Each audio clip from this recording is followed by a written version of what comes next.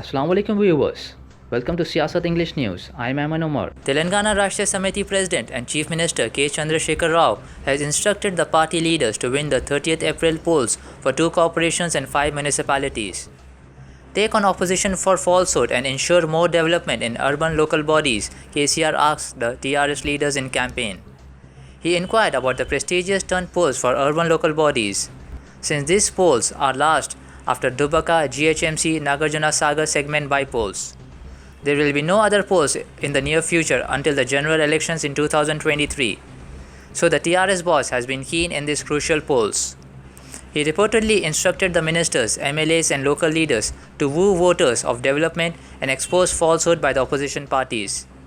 Ensure development works complete and give publicity on public welfare schemes and Raitu Bandha, Bima, Vedika pensions, he said. Hyderabad Member of Parliament and the leader of the All India Majlis-e-Ittehad al-Muslimin, Asaduddin Owaisi, today lashed out at the BJP-led central government and alleged that the centre had failed to control the spread of COVID-19 virus. Speaking to media persons, he alleged that the lack of advanced plan by the central government led to the rise in the number of COVID-19 cases. He demanded that the central government to reduce the GST on COVID-19 medicines.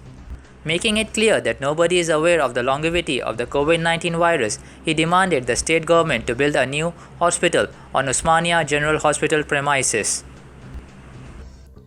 The second wave of COVID-19 continues to play havoc in the state, and the number of fresh cases as also the death toll is increasing day by day.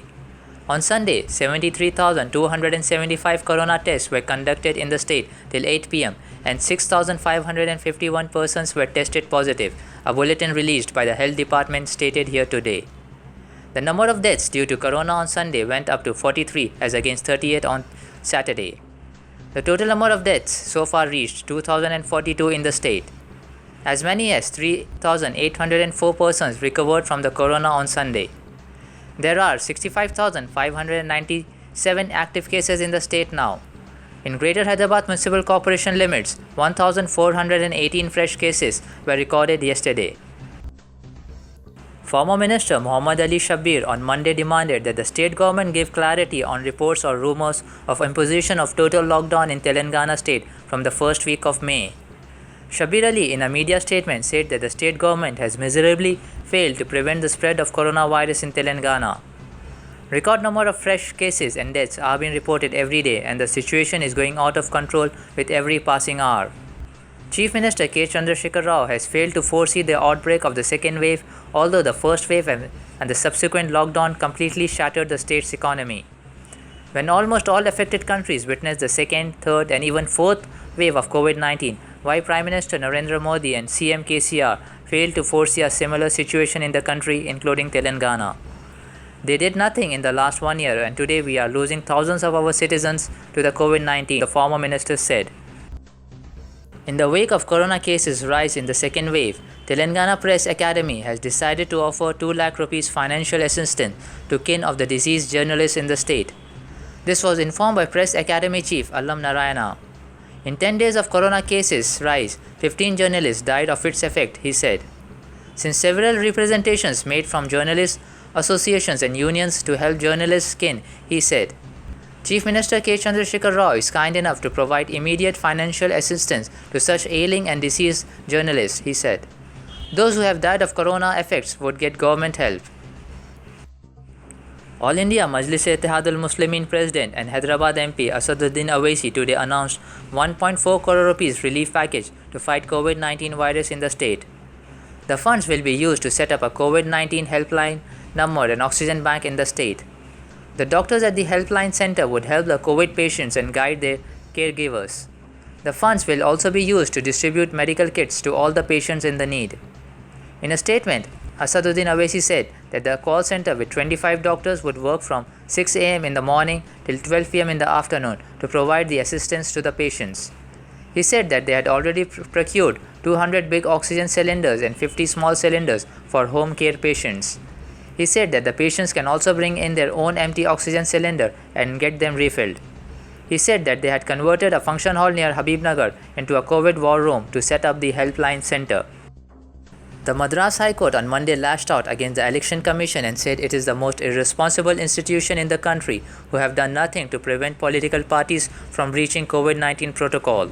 The first bench of Chief Justice Sanjeev Banerjee and Justice Senti Kumar Ramamurthy, while hearing a plea moved by State Transport Minister M.R. Vijayabhaskar, said, "Election Commission are the only institution responsible for the situation we are in today, and you have been singularly lacking any kind of exercise of authority. You have not taken measures against political parties holding rallies despite the court saying maintain COVID protocol, maintain COVID protocol." The Chief Justice also observed that public health is of paramount importance and that it was distressing to remind constitutional authorities on the counting and possibilities of a further surge after 2nd of May. The United Arab Emirates on Monday warned that any moves to change the historic identity of Jerusalem threaten peace and called on Israel to put an end to violence following the latest clashes between Israelis and Palestinians in the city. The statement was a rare rebuke of Israel by the UAE, which has welcomed tens of thousands of Israeli tourists and signed a slew of deals to strengthen bilateral ties since the administration of President Donald Trump brokered a historic and surprise deal to normalize relations between the two countries some 7 months ago.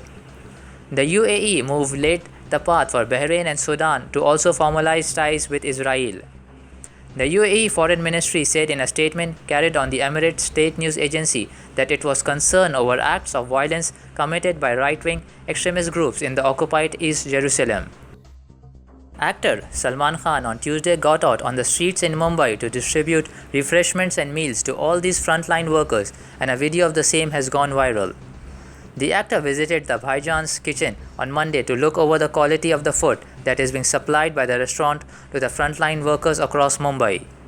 Salman Khan has started the initiative with Yuva Sena leader Rahul Kanal, and currently they are targeting the meal packets to reach at least 5,000 frontline workers, including police personnel, health workers, and also people living in containment zones. That's it for today. Thank you, viewers.